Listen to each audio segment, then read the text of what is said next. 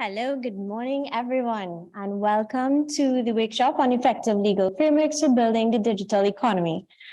And I trust that everyone has had a good cup of coffee this morning. We're looking alive and excited for the day ahead. It is a sincere pleasure, my sincere pleasure, to welcome to the podium this morning the Secretary General of the Caribbean Telecommunications Union, who will be providing welcoming remarks to participants this morning. Rodney.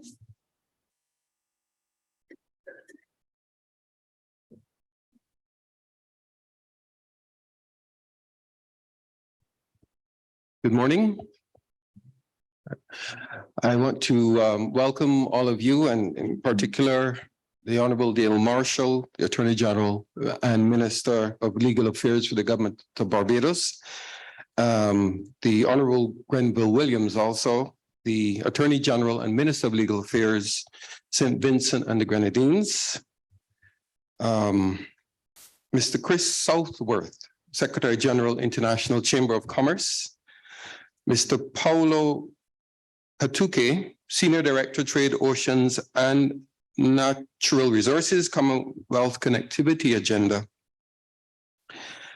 Other senior government officials, members of the CTU, the Commonwealth Secretariat, our distinguished participants from the International Telecommunications Union, distinguished speakers, sponsors, members of the media, ladies and gentlemen, good morning and welcome to this three-day workshop on effective legal frameworks for building the digital economy.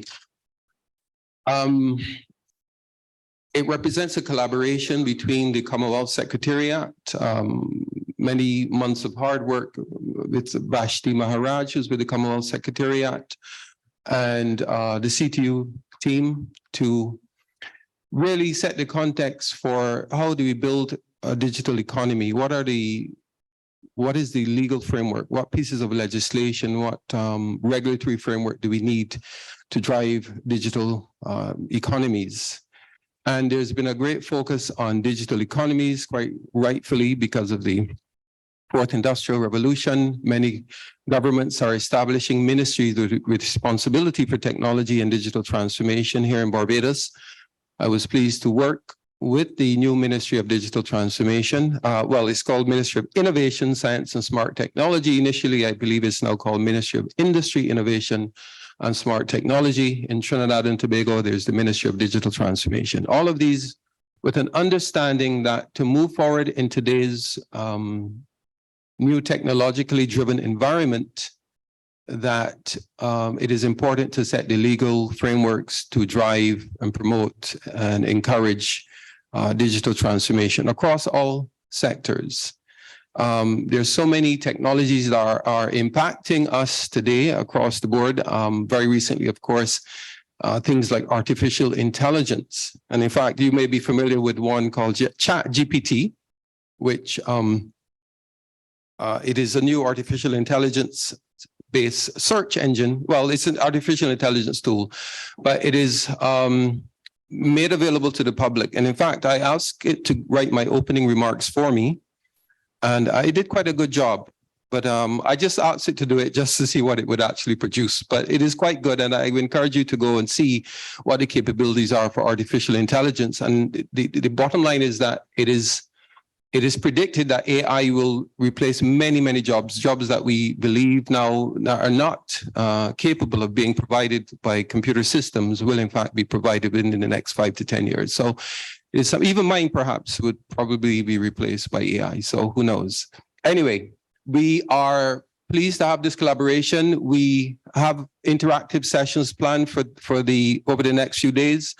What we want to not have is a talk shop. We want that there are positive outcomes, actionable items that we can take and implement within our own national context. So with that in mind, and without further ado, I want to welcome you and encourage your active participation over the next few days, the sharing of your own experience from your national environments. I actually was supposed to have the number of countries, but I don't have it. I will provide it for you at some point. But we have very wide regional representation here today. Our colleagues from St. Vincent and the Grenadines, Trinidad and Tobago, Cayman Islands. And our online participants, how could I forget? We have quite a few participants online joining from around the world. So we want to welcome all of you, and we appreciate that you took the time to be here with us. And we look forward to, Minister Ishmael, Davison Ishmael, Minister of Innovation, Industry, Science and Technology. The name has changed since I left, but I'm really pleased you could join us here today. And with that, I want to hand over back to Vashti. Thank you.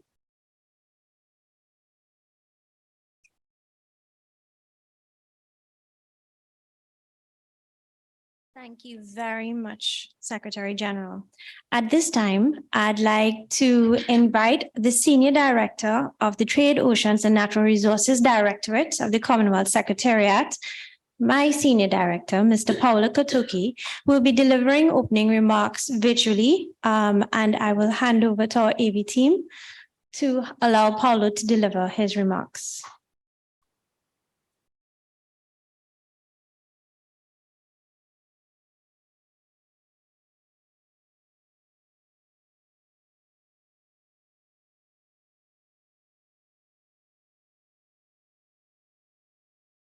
If you can give me a few minutes so that we can get him to join us. He is online.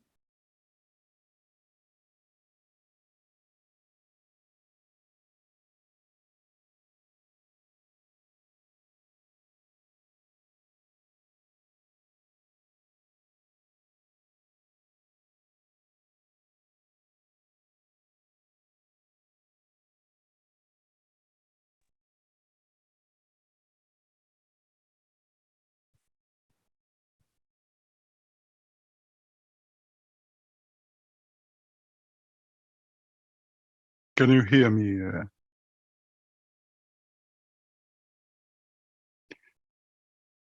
Good morning, Paulo. Thank you so much for Morning. joining us. Can you hear us? Yes, I can hear you. We do not seem to be hearing you. I think we just need to have the team. Can you hear me?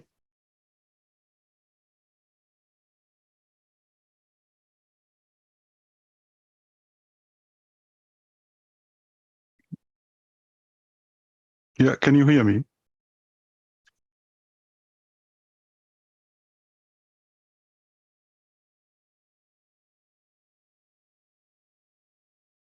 All right. We should be able Okay. to hear you. Thank you.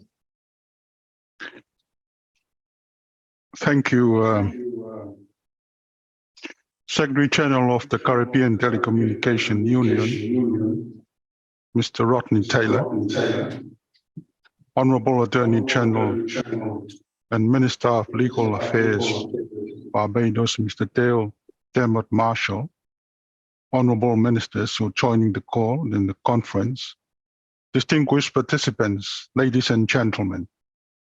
It gives me great pleasure to welcome you to this workshop on effective legal framework for building the digital economy.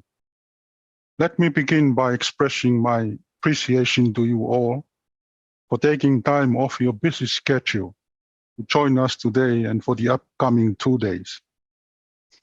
The Commonwealth Secretariat is aware of the growing importance of creating strong and resilient digital economies within the Caribbean and correlative need to create an adequate enabling environment through the creation of effective and cohesive legal frameworks.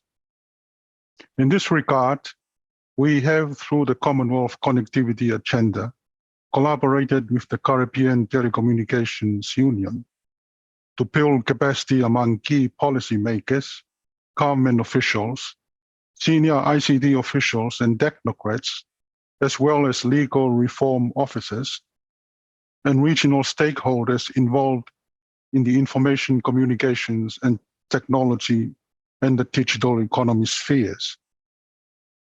The Caribbean community, the CARICOM, is the oldest surviving integration movement in the developing world.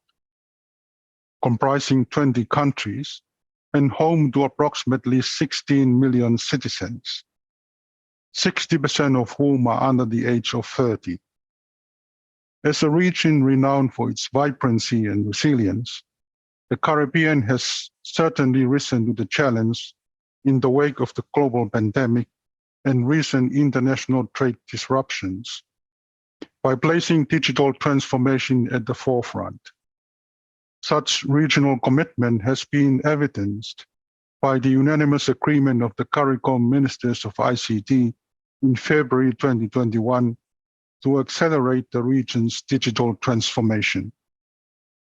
In the recent report, which was launched by the Commonwealth Connectivity Agenda, titled Quantitative Analysis of the Move to Paperless Trade, it was identified that digital trade facilitation across borders could increase trade across the Commonwealth by around $90 billion, and legal reform to support the digitalization of electronic records could unleash as much as $1.1 trillion,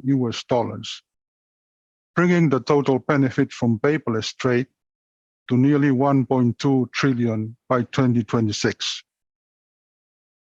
The report also specifically identified that stakeholders within the Caribbean saw the COVID-19 pandemic as a primary catalyst for change and pointed to initiatives aimed at promoting the use of technology to ease border controls, as well as the political will to reap the full advantage of more streamlined trade. The digitalization of trade can also increase access to finance, significantly reduce costs and processing times, reduce the risk of fraud and corruption, and also create global standards for interoperability and technical standards.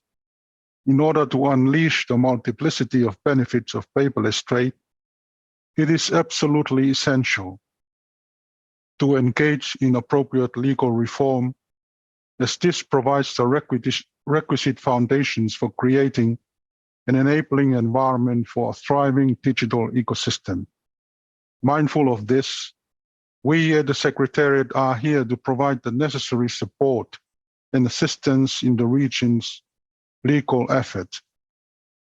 We are pleased to be partnering with Caribbean Telecommunications Union in the hosting of the workshop, and are also very fortunate and appreciative to have several trusted partner organizations on board, such as the International Chamber of Commerce, United Nations Capital Development Fund, CARICOM Competition Commission, International Telecommunications Union, CARICOM Impex, UNCITRAL, British Standards, who will identify best practice standards as well as elucidate upon their experience with other regions.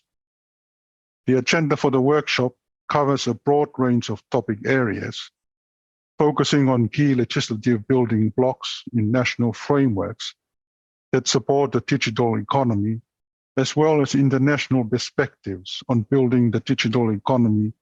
And in this regard, I would encourage you to become immersed in the wealth of information to be imparted, with inquisitive approach to its inculcation towards building resilient digital economies within the Caribbean. On this note, I would like to wish you a productive and fruitful workshop ahead, and to participate at this very positive way will positively pave the way for further collaboration with the Caribbean Telecommunications Union in promoting the development of a resilient digital economies. I thank you for your attention.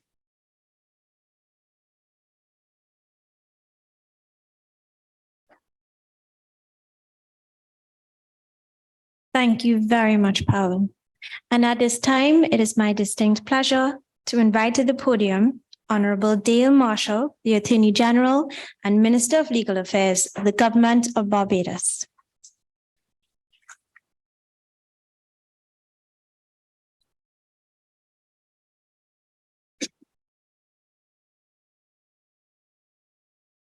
Well, we're off to a fine start. Good morning, everyone. When the practice of saying protocol having been observed first came up, I was dead set against it. I felt that each speaker should pay tribute to all of the important guests there. It has become so commonplace, and this list of guests is so long that I fear that I will have to resort to saying protocol having been observed. Good morning. I do feel, though, that I must acknowledge my new colleague, Attorney General of St. Vincent and the Grenadines, Mr. Grenville Williams. It's funny how life goes. There was a time not long ago when Mr. Williams would have called me sir and saluted. And now the tables have certainly turned, but let me welcome you to this very important and august office. Let me also pay tribute to my ministerial and cabinet colleague, Mr. Davidson Ishmael, who probably should be here giving this speech instead of me. It is my pleasure to provide a few remarks today at the opening of this workshop, focusing on effective legal frameworks for building the digital economy, and hosted jointly by the CTU and the Commonwealth Secretariat. The organizers have been very kind to give me 15 minutes to do this address, but you'll be pleased to know that I have decided to give them back 5. It is my understanding that this particular conference has been long in the making and represents a long-standing tradition of cooperation between these two institutions. And this one is the first of 2 such workshops that will take place in 2023. This one in particular has a timely focus on digital economies and the critical pieces of legislation that must of necessity underpin our efforts to nurture and support national and regional digital transformation strategies. It represents an intersection between law and technology, and it seeks to foster a greater understanding of how modern legislation in key areas such as telecoms, financial services, cybersecurity, and cybercrime, and several others help to create an enabling environment for digital trade. If you would allow me a personal reminiscence, in the late 1990s, I was invited to be, and I accepted the post of chair of an international committee of the very ambitious but now dead free trade area of the Americas. It was the Committee of Experts on Electronic Commerce, a very sophisticated name. And it was in those days, the early days of e-commerce, a term that nobody uses anymore. And we were struggling with the basics, to regulate or not to regulate, to tax or not to tax, how best to protect intellectual property, how to contract, whose laws applied. In those days, Amazon had not yet seen a penny in profit. There were no smartphones on the market. And my then cutting edge Toshiba Tecra laptop weighed in at near 12 pounds. I am forced, therefore, to view what we had and did then as one would view a donkey cart alongside one of today's fancy SUVs. As I said, no one speaks today of electronic commerce. We've forgotten those dark days, and we now talk about the digital economy. Since those early days, our countries have enacted various pieces of legislation aimed at information and communications technology, or as you specialists will call it, ICTs. For Barbados, these include our Telecommunications Act, Electronic Transactions Act, and our Computer Misuse Act. More recently, we have enacted legislation on data protection, and we've made amendments to the above pieces of legislation in order to bring them more in line with the realities of an ever-evolving technological landscape. The pace of technological innovation will always outstrip our ability to make and enact legislation to either fulfill our policy mandates or to address societal challenges that technology will bring to the forefront. Areas such as cybersecurity and cybercrime, artificial intelligence, fintech, and others can rightly be seen as highly technical, requiring specialized knowledge of the terminology and the potential impact on our respective national economies and on our societies. But having said that, legislation that will stand the test of time has always to be technologically neutral and should not be overly prescriptive. It should, as we all know, provide a framework for managing and resolving conflicts, protecting rights and freedoms of individuals, promote the general welfare of society, and achieve public policy objectives. Legislation helps to ensure that everyone is subject to the same rules in a transparent way and provides a mechanism for changing those rules as our societies evolve. Of course, I'm assured that we are not here to turn legal professionals into cyber experts. My time for that is past. Nor are we here to turn cyber experts into lawyers. But we are here to foster greater collaboration and to provide a space where we can work collaboratively through some of our challenges within CARICOM on growing our economies, fostering cross-border trade, and leveraging modern digital tools. I'm told that Barbados is currently the chair of the regulatory cluster of the Commonwealth Connectivity Agenda through the Ministry of Foreign Affairs and Foreign Trade. This has been designed to expand intra-Commonwealth investment and has significantly contributed to leading discourse and knowledge exchange across the Commonwealth on the importance of building effective legal frameworks. This perhaps is the foundation for promoting trade and investment, and it is a happy coincidence, therefore, as chair, that this workshop is being held in Barbados. We also committed to creating greater resilience within the Caribbean in light of the global trade disruptions occasioned by the COVID-19 pandemic, the challenges with the international supply issues that arose therefrom, and also to prioritize digital transformation as approved by COTED. I say this in the context where Barbados has lead responsibility within the CARICOM quasi-cabinet for the single market and economy as well. A strong CSME is also a part and parcel of what you'll be discussing over the next few days based on the agenda before you. And of course, this discussion extends beyond one of technology. This also includes traditional issues and challenges with doing business with our brothers and sisters within this region that we call home. At a national effort, the government of Barbados has made a concerted effort to prioritize digital transformation with the creation of my friend's ministry, the Ministry of Innovation, Industry, Science and Technology, and supported by significant investments in the creation of digital platforms for public service delivery. The pandemic led to the acceleration of these initiatives and allowed us to redouble our efforts on digitizing several processes relating to the grant of business licenses, for example, and the facilitation of electronic payments for various services. But I concede that the very catalyst that COVID-19 was for accelerating our digital transformation was obviously also a major hindrance to what ought to have been a smooth rolling out. Minister Ishmael could tell you that half of the problem was that the staff was not at work, they were working from home, and when they were at work, they were sitting 12 feet apart. Many of these services required close collaboration with the Office of the Attorney General in order to give legal effect to and to provide regulations to govern the new and more efficient business processes. Two of the things that Minister Ishmael and I are proudest of, and I'll give you what they are in the area of policing and the area of general administration.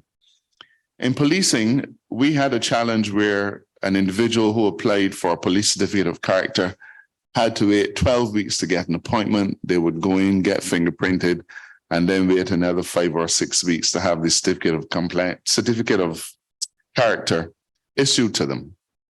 We determined that this was an archaic way of doing things. And with significant effort and a lot of elbow grease, we now have a situation where in Barbados you can apply for a police certificate of character online, pay online, and you can get that certificate within 7 or 8 minutes. It is delivered to you online. And as for liquor licenses, thank you very much. It's always Rodney was part of that.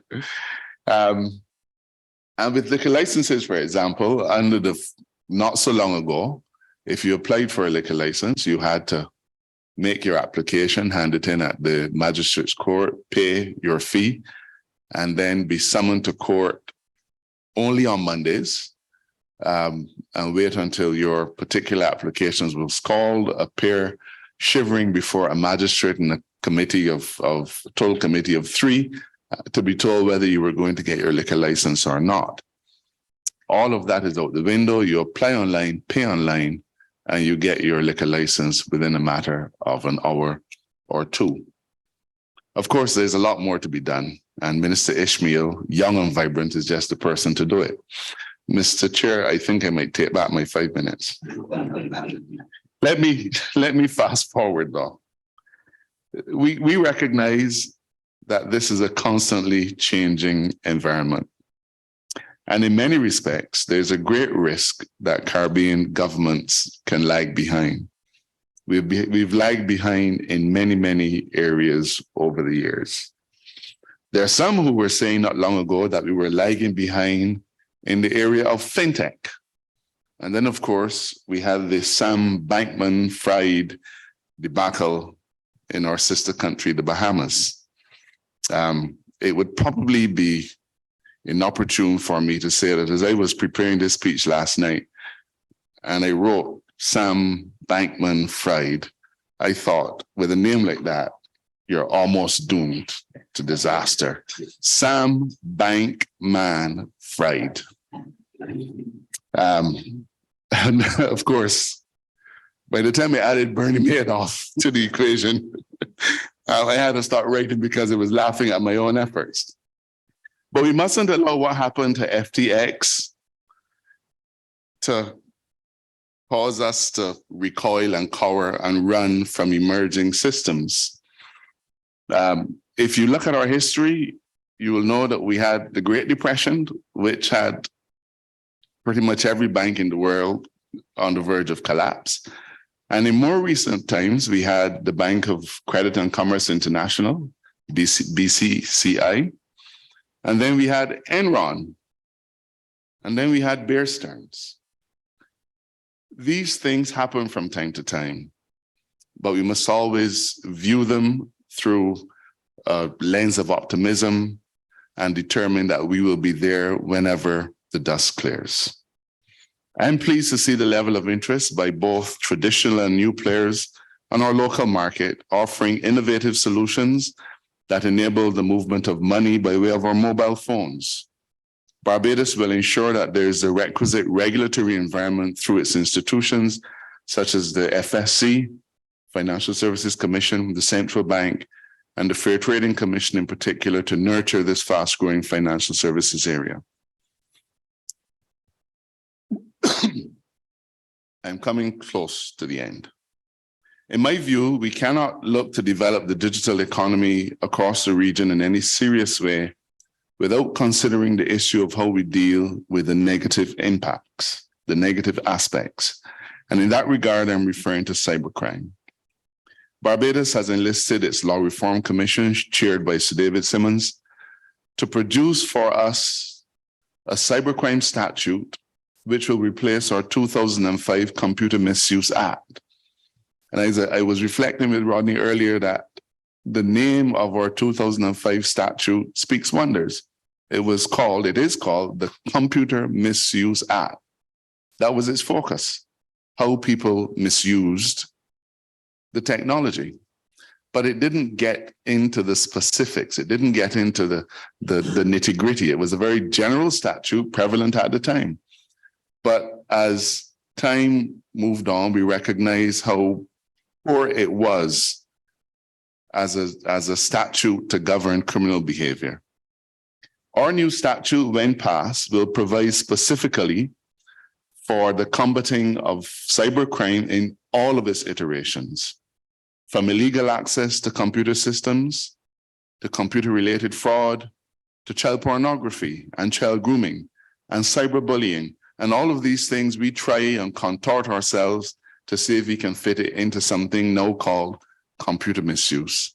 And we haven't been very successful.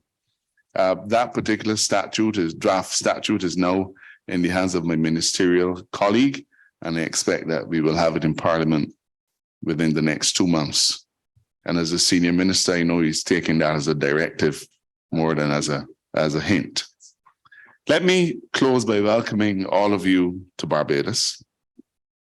And I invite you along the way to spend a little bit of time enjoying those things that we have to offer. But as you do that, please keep in mind what you are here for. I applaud your focus on international best practices, as evidenced by the many international and regional experts who will be presenting on our agenda. I hope to have the opportunity to sneak back in and sit in the back and sit and understand the technological side of what I do. We must, of course, focus on what works best for each country based on our needs and based on our capacity. And we also have to look at how within CARICOM we can harmonize our approach to these issues. Thank you for your attention. Thank you for your invitation. I hope that my few words will last you a little bit longer than your morning break.